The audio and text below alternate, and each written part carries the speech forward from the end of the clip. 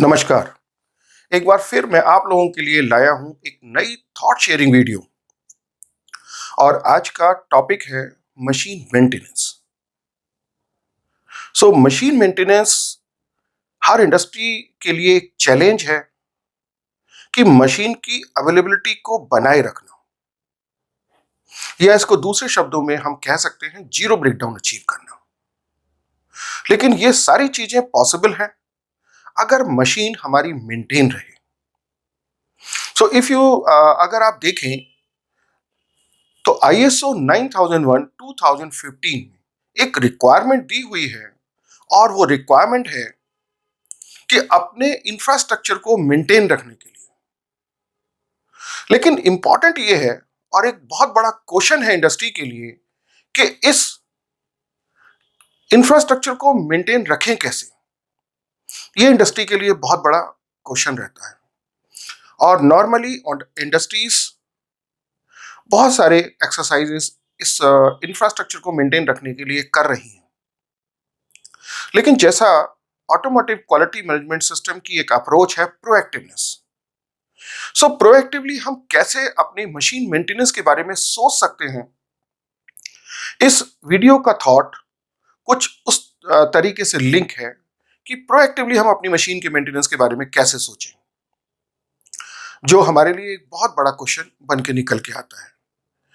Important is कि standard ने हमें 3 तरीके के मेथड्स दिए हैं जिसके थ्रू हम अपनी मशीन की मेंटेनेंस और ब्रेकडाउन जीरो रख सकते हैं, या जीरो के आसपास रख सकते हैं। तो उसमें 3 मेथड्स। द पहला मेथड है प्रिवेंटिव मेंटेनेंस।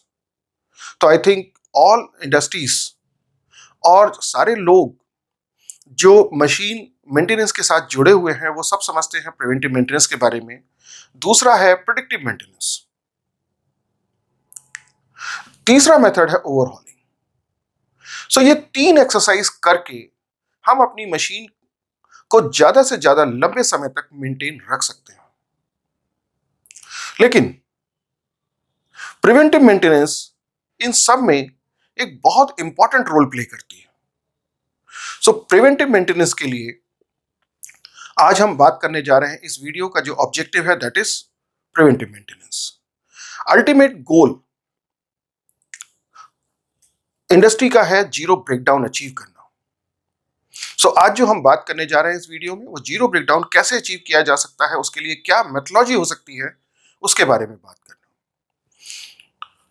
इंपॉर्टेंट इज कि प्रिवेंटिव मेंटेनेंस को प्लान करने के लिए एक फ्लो डायग्राम है, और वो फ्लो डायग्राम कुछ इस तरीके से है कि सबसे पहले हमें कुछ प्रिपरेशन करनी होती है, फिर उसके बाद हमें कुछ शेड्यूलिंग करनी होती है, और शेड्यूलिंग के बाद फिर प्लानिंग और उसके एडमिनिस्ट्रेशन के बारे में सोचना होता है।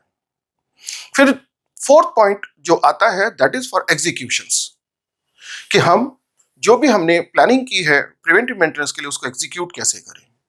और फिफ्थ पार्ट जो बहुत इंपॉर्टेंट है that is for further improvements, कि हम अपनी मशीन के अंदर और ऐसे क्या इंप्रूवमेंट करें जिससे कि प्रोएक्टिवली हम सारी चीजों के बारे में समझ पाए, और यह अप्रोच हमारे लिए इतनी यूजफुल हो कि किसी भी फेलियर के होने से पहले हमें ये सारी चीजें अगर हम प्रिडिक्ट करना सीख जाएं तो हमारी इंडस्ट्री के लिए ये यूजफुल हो सकता है।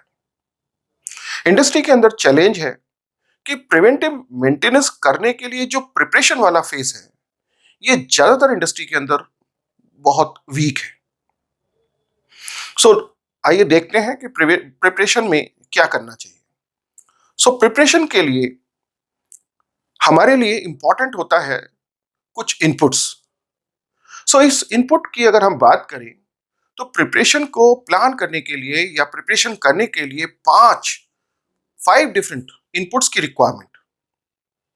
और वो क्या इनपुट्स है? पहला इनपुट है मशीन मैनुअल। मशीन मैनुअल आप सभी लोगों को आइडिया होगा कि हर मशीन के साथ कोई मशीन मैनुअल्स आते हैं। ये मशीन मैनुअल हमें सेफ्टी गाइडलाइंस के साथ साथ 5 और चीजों के बारे में सिखाते हैं। और वो क्या हो सकते हैं कि मशीन की क्लीनिंग के ऊपर फोकस कैसे किया जाए, लुब्रिकेशन कैसे समझा जाए, मशीन को इंस्पेक्ट कैसे किया जाए, मशीन की टाइटनिंग के बारे में बात करते हैं कि कहाँ कहाँ टाइटनिंग की जरूरत पड़ सकती है मशीन के चलने के बाद, और मशीन में कहाँ कहाँ एडजस्टमेंट की रिक्वायरमेंट हो सकती है। तो हमारा मैनुअल हमें इन दो चीजों के बारे में बात करता है, एक सेफ्टी के बारे में और एक जो शॉर्ट में हम लोग बोलते हैं क्लीटा, CLITA, क्लीटा। दूसरा इनपुट जो बहुत इंपॉर्टेंट है, दैट इज प्रोसेस अप्रोच। यहां पे ये समझना बहुत जरूरी है कि अगर हम मशीन के सिस्टम्स को छोटे छोटे सिस्टम्स में डिवाइड कर लें और फिर उसके ऊपर कंट्रोल डिफाइन करें, तो हम मशीन के सारे जितने भी सिस्टम्स मशीन के अंदर अवेलेबल हैं उनके ऊपर बेहतरीन कंट्रोल डिफाइन कर सकते हैं। लेकिन जब हम मशीन को एक इक्विपमेंट कंसीडर करके अपना कंट्रोल डिसाइड करते हैं, तो पॉसिबिलिटी रहती है कि कुछ पर्टिकुलर सिस्टम्स हमसे छूट जाते हैं, और जब छूट जाते हैं और हम उनके ऊपर ध्यान नहीं दे पाते हैं, तो ज्यादातर केसेस में ब्रेकडाउन्स दिखाई देती हैं। सो जब प्रोसेस अप्रोच की बात होती है, तो प्रोसेस अप्रोच में मशीन को हम 5 डिफरेंट सिस्टम्स के साथ लिंक कर सकते हैं। पहला सिस्टम हो सकता है इलेक्ट्रिकल सिस्टम, दूसरा सिस्टम हो सकता है मैकेनिकल सिस्टम, तीसरा system hydraulic system, fourth system is related to pneumatic system, और फिफ्थ सिस्टम जो हो सकता है वो सिस्टम है इलेक्ट्रॉनिक सिस्टम। सो इंपॉर्टेंट ये है कि अगर हम मशीन को पूरी तरीके से ऑब्जर्व करें, तो किसी भी मशीन के अंदर मैक्सिमम ये 5 तरीके के सिस्टम्स मिल सकते हैं। अब इंपॉर्टेंट ये है कि इन 5 सिस्टम्स के ऊपर हमें कंट्रोल चाहिए। तो कंट्रोल को समझने के लिए इंपॉर्टेंट है next input. Next input is systemic approach. Systemic approach को समझने के लिए ये बहुत जरूरी है कि हम ये समझें कि हमारी जो ब्रेकडाउन आ सकती है वो ब्रेकडाउन किस तरीके की हो सकती है। तो मैक्सिमम इंडस्ट्री में जो लोग एक्सपीरियंस लोग हैं, अगर वो सारी प्रिवेंटिव मेंटेनेंस या ब्रेकडाउन्स को एक जगह कंसोलिडेट करें, तो वो पाएंगे कि 3 तरीके के नेचर ब्रेकडाउन्स ऑब्जर्व किए जा सकते हैं। तो नॉर्मली इंडस्ट्री में 3 तरीके के ब्रेकडाउन्स हो सकते हैं, या ब्रेकडाउन के लिए 3 तरीके के कारण रिस्पॉन्सिबल हो सकते हैं। पहला होता है एजिंग, क्योंकि हर मशीन के अंदर कुछ ना कुछ पार्ट्स, कोई ना कोई सिस्टम्स ऐसे होते हैं जिनकी अपनी कोई लाइफ होती है। ये लाइफ इलेक्ट्रिकल सिस्टम्स के अंदर हो सकती है, ये लाइफ मैकेनिकल सिस्टम्स के अंदर हो सकती है, हाइड्रोलिक सिस्टम्स के अंदर हो सकती है, न्यूमेटिक सिस्टम के अंदर हो सकती है, और इलेक्ट्रॉनिक सिस्टम्स के अंदर भी हो सकती है। दूसरा जो हमारा ब्रेकडाउन होता है, उसका nature of the breakdown is environmental conditions. तो आप लोगों ने नोटिस किया होगा कि जब भी ब्रेकडाउन्स आती हैं, तो कई बार कुछ ब्रेकडाउन्स हमारे एनवायरमेंटल कंट्रोल से रिलेटेड होती हैं। जैसे मशीन के अंदर मान लीजिए कि कोई इलेक्ट्रॉनिक कंट्रोल्स लगे हुए हैं, कोई इलेक्ट्रॉनिक कार्ड लगा हुआ है, आसपास के एनवायरनमेंट में अगर कोई मॉइस्चर कंटेंट्स हैं, मान लीजिए कि किसी ने मशीन की क्लीनिंग की और क्लीनिंग करके टेम्परेचर अगर मशीन के ऊपर ज्यादा है, तो जो जब आप क्लीनिंग करते हैं तो कोई वेपर्स एटमॉस्फेयर में आ सकती हैं, और अगर ये जो वेपर्स हैं अगर किसी इलेक्ट्रॉनिक कार्ड के कंपोनेंट के ऊपर बैठती हैं, तो ये आपके लिए ब्रेकडाउन क्रिएट कर सकते हैं। इसी तरीके से कभी कभी कुछ मशीनों के आसपास कुछ ऐसे प्रोसेसेस हो रहे होते हैं जहां से कोई डस्ट पार्टिकल्स एनवायरनमेंट में आने की संभावनाएं रहती हैं। जैसे कभी कई जगहों पे शॉर्ट प्लास्टिक है, कहीं पे कुछ रिपेयर्स, कहीं पे कुछ रिपेयर्स, कहीं पे कुछ ग्राइंडिंग या बफिंग प्रोसेस।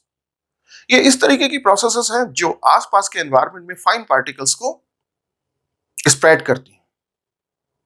अब आप मानिए कि इन केस अगर ये फाइन पार्टिकल्स किसी भी इलेक्ट्रॉनिक कंपोनेंट के ऊपर जाके बैठते हैं, या किसी भी हाइड्रोलिक सिस्टम के आसपास अगर ये हैं, तो ये हमारे हाइड्रोलिक सिस्टम को चोक कर सकते हैं। इसी तरीके से अगर मान लीजिए कि कहीं किसी मशीन के ऊपर टेम्परेचर बहुत ज्यादा है, 500 डिग्री सेंटीग्रेड, 700 डिग्री सेंटीग्रेड, या may be more than that, और आसपास से अगर कोई पीवीसी का कोई इलेक्ट्रिक वायर वहां से गुजरता है, तो आप मानिए कि अगर ये टेम्परेचर के ऊपर ये पीवीसी कितने समय तक स्टैंड कर सकती है। तो संभावना है कि आपके पीवीसी को ये मेल्ट कर दे, और मेल्ट करने की कंडीशन में शॉर्ट सर्किट होने की वजह से फिर से ये ब्रेकडाउन जनरेट हो सकती है। लेकिन इस ब्रेकडाउन का अगर नेचर समझने की कोशिश करेंगे तो ये ब्रेकडाउन हमारे एनवायरमेंटल इश्यूज की वजह से महसूस किए जा सकते हैं। तो अगर आप अपने सारे ब्रेकडाउन्स को एक बार ढंग से एनालाइज करेंगे तो आप पाएंगे कि ये ब्रेकडाउन या तो एनवायरमेंट की वजह से और या फिर हमारे एजिंग की वजह से। हम लोग अचानक कह देते हैं बियरिंग टूट गया, बोले बियरिंग क्यों टूट गया? तो बियरिंग टूटने की वजह हो सकती है कि आपका बोले जी लाइफ ओवर हो गई थी। लेकिन लाइफ थी कितनी? लाइफ के ऊपर हमारा कंट्रोल है क्या? क्योंकि अगर हमारी लाइफ हमें मालूम नहीं है, पहले से नहीं मालूम है, और अगर हमारा उसके ऊपर कोई कंट्रोल नहीं है, तो ये तय बात है कि ब्रेकडाउन आएगा ही आएगा। तो अगर आप इस ब्रेकडाउन को बचाना चाहते हैं तो इन पांचों सिस्टम के अंदर इन तीनों तरह के ब्रेकडाउन के आने की पॉसिबिलिटीज को एक बार एक्सप्लोर करना है। तीसरा जो हमारा ब्रेकडाउन का नेचर होता है दैट इज ऑपरेशनल कंडीशंस, कि हमारे जो काम करने के तरीके हैं वो वैसे नहीं हैं जो सही तरीके हमें बताए गए हैं। जैसे कोई मशीन मान लीजिए कि एक पर्टिकुलर लोड के लिए बनी हुई है 600 टन्स।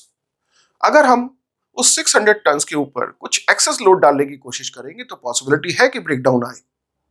इसी तरीके से कुछ चीजें ऑपरेटर को सिखाई गई हैं कि भाई इसका जो ऑयल का लेवल है वो लेवल कम से कम इतना रहना चाहिए, लेकिन अगर ऑयल लेवल डाउन जाएगा, अगर वो ऑपरेटर उसको नहीं देख रहा है, तो ये तय बात है कि मशीन के अंदर ब्रेकडाउन आ सकते हैं।